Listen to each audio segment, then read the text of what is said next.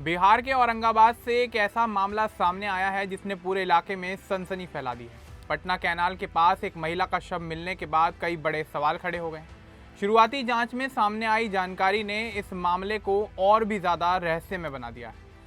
Police कई पहलुओं से मामले की जांच कर रही है और इस घटना के पीछे की वजह तलाशने में जुटी हुई है। आखिर कौन थी यह महिला, उसकी मौत कैसे हुई और क्यों इस मामले को लेकर एक बड़े एंगल से जोड़ा जा रहा है। इस घटना से जुड़े कई अहम तथ्य अब धीरे धीरे सामने आ रहे हैं। तो चलिए आगे बढ़ते हैं और आपको विस्तार से बताते हैं कि आखिर क्या है ये पूरा मामला। दरअसल बिहार में अपराध और राजनीति अक्सर एक साथ देखने को मिलते हैं। हाल ही में औरंगाबाद जिले के बारुण थाना क्षेत्र से एक ऐसी ही घटना सामने आई जिसने लोगों को चौंका कर रख दिया। पटना कैनाल के किनारे पुलिस को एक महिला का शव मिला। शव के गले में रस्सी बंधी हुई थी। इस महिला का नाम रानी खातून बताया गया। वे रोहतास जिले के डालमिया नगर थाना क्षेत्र के मकराइन गांव में रहती थी। रानी खातून का पति कल्लू खान और फिरोज खान पहले मोस्ट वांटेड अपराधी के रूप में जाना जाता था। साल 2021 में कोनार पंचायत के मुखिया चुनाव के दौरान प्रचार चल रहा था। इसी समय अपराधियों ने कल्लू खान पर कई गोलियां चला दी, जिसके बाद उसकी मौके पर ही मौत हो गई। इस हत्या में रानी खातून सब कुछ अपनी आंखों से देख रही थी। वे इस मामले की मुख्य गवाह बन गई। पति की मौत के बाद रानी खातून बिल्कुल अकेली पड़ गई। उन्होंने अपने परिवार के साथ डालमिया नगर में रहना शुरू किया।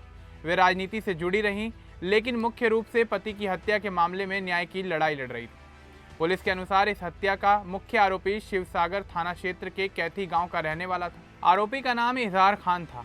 27 जून को रानी खातून घर से बाजार के लिए निकली थी। शाम तक वे घर नहीं लौटी। परिवार वाले काफी देर तक उनका इंतजार करते रहे। जब कोई खबर नहीं मिली तो उन्होंने चारों तरफ खोजबीन शुरू की। कई दिनों तक कोई सुराग नहीं मिला। आखिरकार थक हार कर परिवार ने डालमिया नगर थाने में गुमशुदगी की रिपोर्ट लिखवाई। इसी बीच औरंगाबाद जिले के बारुण थाना क्षेत्र में भलुआ गांव की ओर जाने वाले रास्ते के पास कैनाल में एक महिला का शव तैरता हुआ मिला। शव के चेहरे पर सूजन थी। पानी में रहने के कारण शरीर पूरी तरह से बदल गया था, इसलिए तुरंत शव की पहचान नहीं हो सकी। बारुण थाना पुलिस ने अज्ञात महिला की मौत का मामला दर्ज किया और मामले की जांच शुरू कर दी। परिवार वाले लगातार उन्हें खोज रहे थे। उन्होंने शव की तस्वीरें और विवरण देखे। आखिरकार पुष्टि हुई कि यह शव रानी खातून का ही है। पुलिस ने शव को औरंगाबाद सदर अस्पताल भेजा। वहां शव का पोस्टमार्टम किया गया। रिपोर्ट के बाद शव परिवार को सौंप दिया गया। पुलिस अधिकारी रंजीत कुमार ने बताया कि रानी खातून 27 जून को अपने घर से निकली थी और उसके बाद लापता हो गई। अब पुलिस हर पहलू की बारीकी से जांच कर रही है। यहाँ सबसे बड़ा सवाल ये उठता है कि क्या यह हत्या उनके पति की पुरानी दुश्मनी से जुड़ी हुई है। रानी खातून 7 जुलाई को कोर्ट में गवाही देने वाली थी। ठीक उससे पहले उनकी मौत हो जाना संदेह पैदा करता है। पुलिस का मानना है कि गले में रस्सी का निशान इस बात की ओर इशारा करता है कि रानी खातून का अपहरण करने के बाद उनकी हत्या की गई होगी।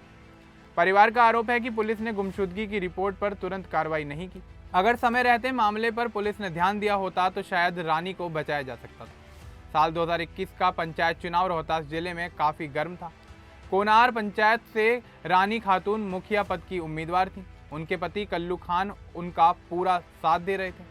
चुनाव प्रचार के दौरान एक दिन अचानक हमलावर पहुंचे। उन्होंने कल्लू खान पर ताबड़तोड़ गोलियां चलाई। उस दौरान कल्लू खान को कुल 13 गोलियां लगी। घटना इतनी जल्दबाजी में हुई थी कि कल्लू खान को बचने का मौका ही नहीं मिल पाया। रानी खातून उनके पास में ही मौजूद थी। उन्होंने हमलावरों को देखा और बाद में पुलिस को इस मामले की पूरी डिटेल बताई। उनकी गवाही के आधार पर इजहार खान समेत कुछ लोगों पर केस चला। कई साल बीत गए लेकिन मामला अदालत में चलता रहा। रानी अब मुख्य गवाह के रूप में कोर्ट जाने वाली थी। औरंगाबाद पुलिस अब कई पहलुओं को ध्यान में रखकर मामले की जाँच कर रही है। पहला, पुरानी दुश्मनी, क्योंकि कल्लू खान अपराधी पृष्ठभूमि का था। उनके कई दुश्मन हो सकते हैं। दूसरा, चुनावी रंजिश, 2021 के चुनाव में हार जीत का मामला हो सकता है। तीसरा, गवाह को खत्म करने की साजिश, क्योंकि 7 जुलाई को उन्हें कोर्ट में अपने पति की हत्या के मामले में गवाही देनी थी। पुलिस ने आसपास के इलाकों के लोगों से पूछताछ शुरू की। कैनाल के पास आसपास सीसीटीवी फुटेज चेक किए जा रहे हैं। मोबाइल लोकेशन और कॉल डिटेल्स की भी जाँच हो रही है। परिवार के सदस्यों से विस्तार से बात की जा रही है। रानी खातून के परिवार पर दोहरा झटका लगा। पहले पति चले गए, अब रानी खातून को भी मौत के घाट उतार दिया गया। ऐसे में उनके बच्चे अनाथ हो गए हैं। परिवार न्याय की मांग कर रहा है। वे कहते हैं कि रानी की जान को खतरा था। उन्होंने पुलिस को पहले भी सूचना दी थी, लेकिन उन्हें पुलिस की तरफ से कोई सुरक्षा नहीं मिली। बिहार में राजनीतिक हत्याएं और गवाहों की हत्याएं नई नहीं है। कई बार गवाहों को डराया धमकाया जाता है। अगर गवाह खत्म हो जाए तो केस कमज़ोर पड़ जाता है। रानी खातून का मामला भी इसी श्रेणी में आता है। पुलिस का दावा है कि जल्द ही दोषी को पकड़ा जाएगा, जांच पूरी होने पर खुलासा किया जाएगा, लेकिन सब बस यही चाहते हैं कि परिवार को न्याय मिले। इस घटना से स्थानीय लोगों में डर फैल गया है। महिलाएं अकेले बाहर जाने से घबराने लगी हैं। राजनीति के क्षेत्र में सक्रिय रहने वाली महिलाओं के लिए भी खतरा बढ़ गया है। पंचायती चुनाव में हिंसा अब आम बात हो गई है। अस्पताल से मिलने वाली रिपोर्ट में मौत का सही कारण पता चलेगा। गले की रस्सी के निशान से लगता है कि उनकी मौत दम घुटने से हुई है, लेकिन अन्य चोटों की जांच भी की जा रही है। बारून और डालमिया नगर थाने को आपस में तालमेल बनाना होगा। दोनों जिले अलग अलग हैं। सूचना का आदान प्रदान समय पर होना चाहिए। दोनों थानों की पुलिस अब इस मामले में एक साथ काम कर रही है। अगर इस हत्या का खुलासा जल्दी हो गया तो कई पुराने मामले खुल सकते हैं। इजहार खान और उसके साथियों पर नज़र रखी जा रही है। अगर वे इसमें शामिल पाए गए तो केस और भी ज़्यादा मजबूत हो जाएगा। रानी खातून की मौत राजनीतिक हिंसा की एक मिसाल बन गई है। बिहार सरकार को गवाहों की सुरक्षा पर ध्यान देना चाहिए ताकि भविष्य में ऐसे मामले दोबारा ना हो। इलाके के लोग इस घटना से अब सदमे में हैं। रानी खातून को जानने वाले कहते हैं कि वे साहसी महिला थी। पति की मौत के बाद उन्होंने हिम्मत नहीं हारी। अब उनकी मौत से न्याय व्यवस्था पर भी सवाल उठ रहे हैं। पुलिस लगातार मामले की जांच में जुटी हुई है। मीडिया भी इस खबर को प्रमुखता दे रही है। इससे दबाव भी काफ़ी ज़्यादा बढ़ गया है। यह पूरी घटना बिहार की कानून व्यवस्था की कमज़ोर कड़ी को दिखाती है। परिवार न्याय की उम्मीद लगाए बैठा है। पुलिस पर अब यह जिम्मेदारी है कि वो इस मामले से जुड़े हुए सभी दोषियों को सज़ा दिलाए।